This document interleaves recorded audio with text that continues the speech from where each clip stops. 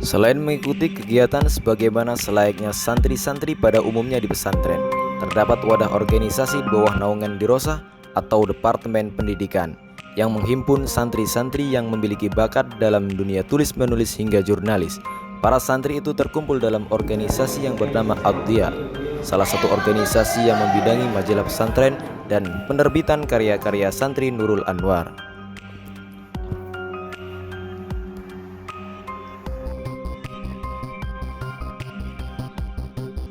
Majalah Dia beranggotakan sebanyak 11 redaksi harian dan 5 redaktur ahli. Dan majalah Dia sendiri itu terbit setiap 1 bulan sekali, mengikut pada bulan-bulan Hijriah. Mengingat kita kalangan santri, maka otomatis kita lebih terbiasa menggunakan bulan-bulan Hijriah daripada bulan-bulan Masehi. Untuk pertama kali Dia masuk itu saya kurang ingat, masalah itu zamane almarhum bapak dulu. Tapi untuk yang masuk ke saya pribadi dulu itu masih zamane Mas Hifni atau Gus Muin.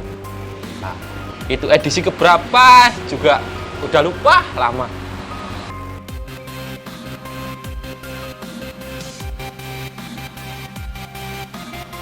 Tapi pada beberapa tahun terakhir, hal tersebut kita ubah.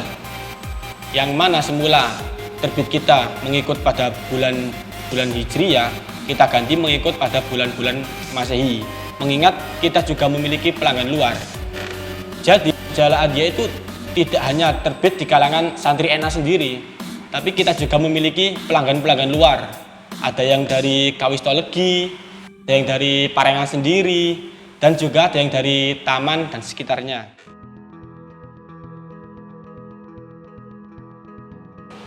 Kita nggak cuma tentang tulis-menulis, kita juga mengenalkan santri-santri itu tentang sastra, entah itu lewat terjemahan syair-syair, qasidah-qasidah Arab, yang nanti juga ada di rubrik Miskat Anwariyah itu. Awal mula majalah Dia itu masih berupa mading yang pondoknya masih sangat reot masa itu. Sebelum tahun 2000, mading yang masih carut-marut, belum ada rubrik, belum ada apapun. Akhirnya oleh Ustadz Zabid, kakaknya ketua redaksi yang sekarang, yakni Akib, yang saat itu menjabat sebagai Departemen Pendidikan, mengusulkan mading Adia itu diberikan rubrik seperti cahaya atau gimana yang dulu gitu. Terus setelah itu sebelum tahun 2000, tapi setelah awal tahun 2000, ya ini 7 Maret tahun 2000 bertepatan dengan tanggal 1 Dzulhijjah 1420 Hijriah, lahirlah majalah Adia, tapi masih berbentuk bundelan-bundelan yang masih terbit 2 minggu sekali saat itu. Dan saat itu masih belum ada komputer, masih pakai mesin tik. Jadi kalau salah itu masih di tip X atau masih di urak-urak gitu. Kayak gitu.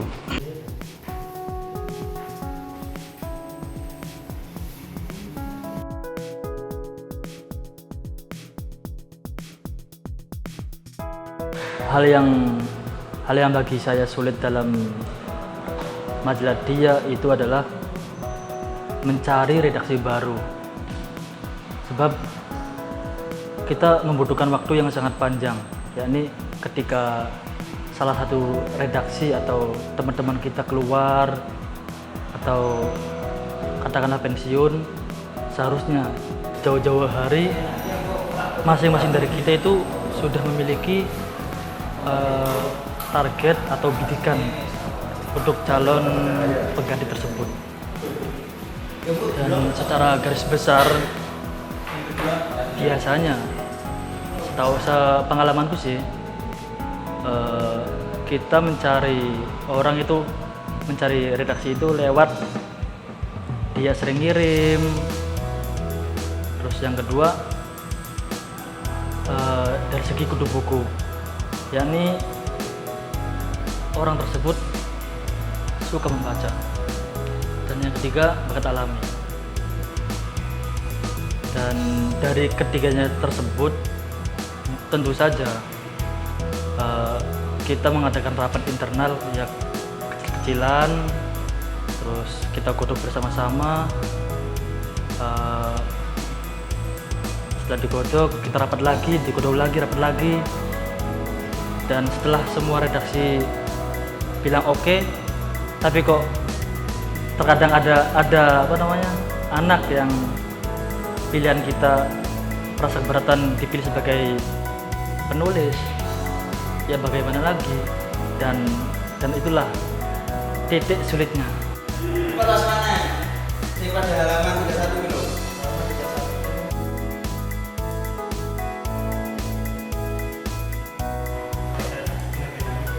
Dari tiap redaksi, kan tiap rubrikan itu majalah yang katakan ini satu halaman. Sampai sekarang beberapa edisi terakhir itu sering yang asli jatah satu halaman tembus 2 halaman 3 halaman. Untuk redaksi dia sendiri mempunyai kiriman-kiriman, bahkan menampung kiriman-kiriman dari pembaca sendiri. Untuk kita sebagai redaksi khususnya untuk menyortir, dan untuk penyortiran sendiri terkadang untuk di layout ataupun dikumpulkan menjadi arsip sendiri, bahkan untuk menjadi dibukukan. Selain terbit bulanan, majalah Dia juga memiliki edisi khusus yang terbit setiap 1 tahun sekali, yang mana terbit pada setiap bulan Ramadan. Apa yang membuat edisi ini dikatakan edisi khusus? Karena pada edisi Ramadan, kita dari majalah Adia berkolaborasi dengan Mading Zarok untuk menerbitkan satu majalah yang berwarna. Jadi yang mana semula majalah setiap bulannya itu hanya hitam putih, Ramadan kita buat berwarna dengan tujuan membuat para pembaca itu semakin terhibur dan semakin tertarik untuk membaca isi majalah. Dan untuk yang sekarang atau menyusul ke depannya, yaitu kita sedang dalam proses percetakan novel dari Bang Miko atau Agus Ahmad. Awal-awal dulu itu susah itu, masih sekitar 100-an. Itu juga gini, masih belum punya mesin sendiri. Terus untuk sampulnya dulu belum zaman digital gini, jadi ya pakai sablon untuk sampulnya.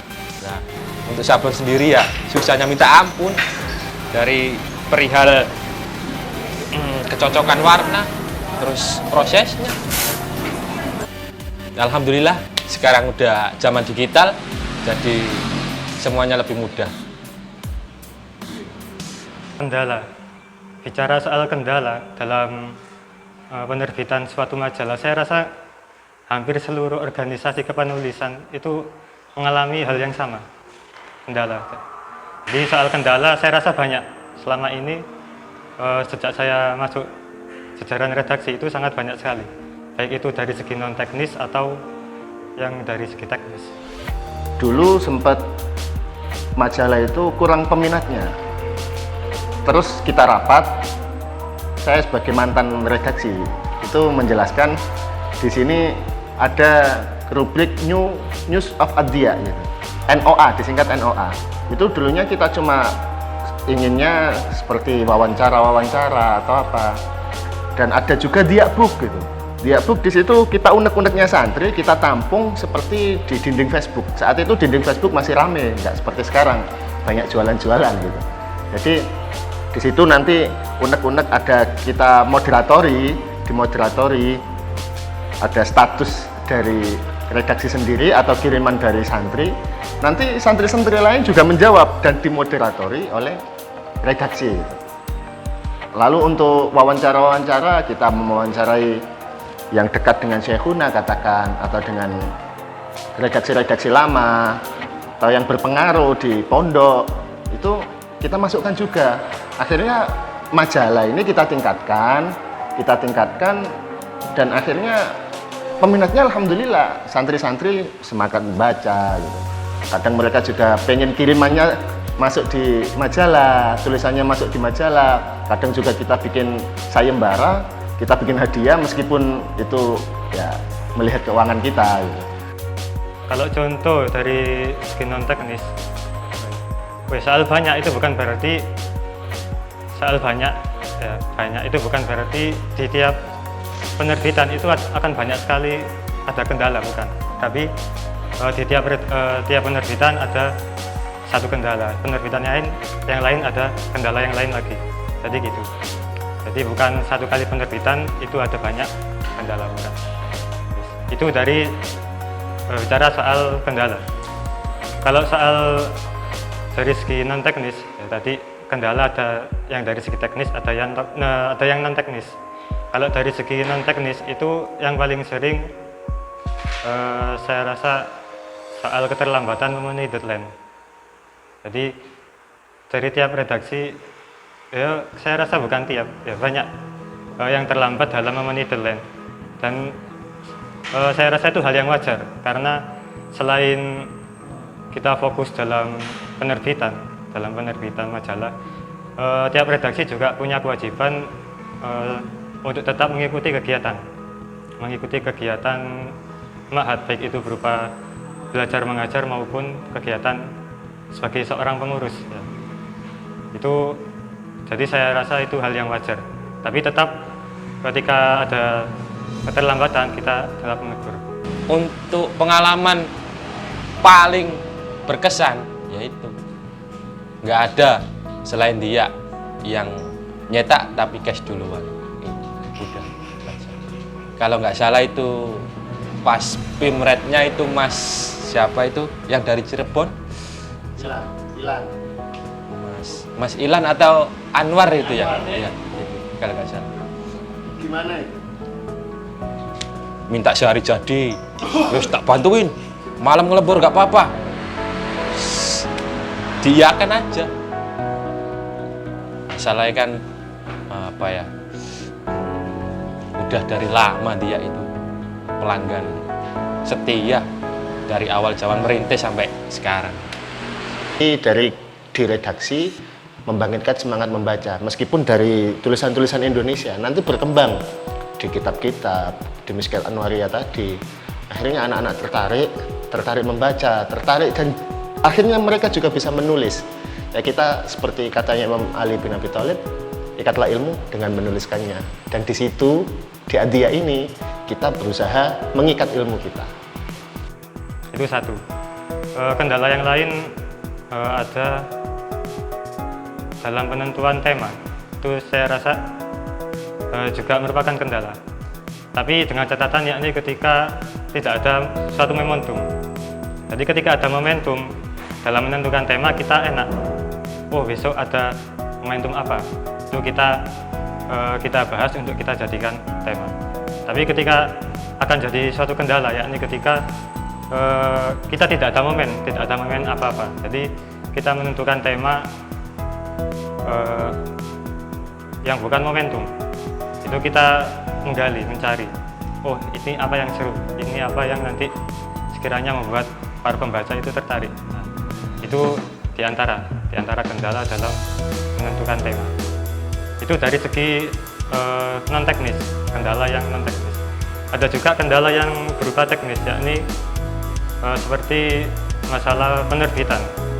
Ya, di penerbitan kita dari redaksi sudah tepat waktu, katakan kita sudah tepat waktu, tapi ketika disetorkan ke pihak penerbit ternyata ada kendala entah itu alat-alatnya yang berupa mesin mencetak atau pemotong. Itu kadang-kadang rusak, jadi kita ada keterlambatan di situ. Itu yang dari segi teknis. Ada juga kadang dari kita sendiri,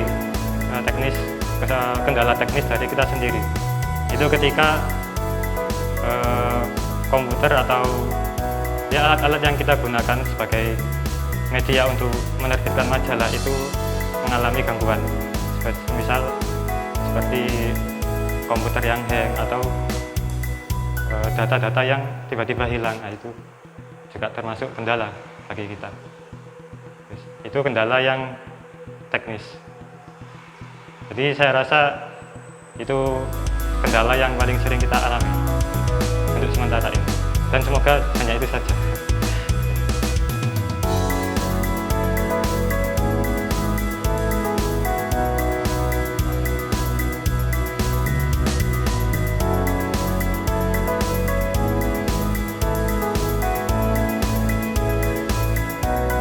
Untuk saya pribadi, dan sepertinya ini juga mungkin dirasakan teman-teman sejawat saya, seleting saya, seperti Ustadz Yami, Ustadz Yuni, Ustadz Pak D. Amiruddin, dan ustadz-ustadz yang lainnya sudah jadi ustadz-ustadz itu. Sepertinya apa itu, mereka itu ada di tempat yang benar-benar membuat kita atau mereka yang saya alami ini tumbuh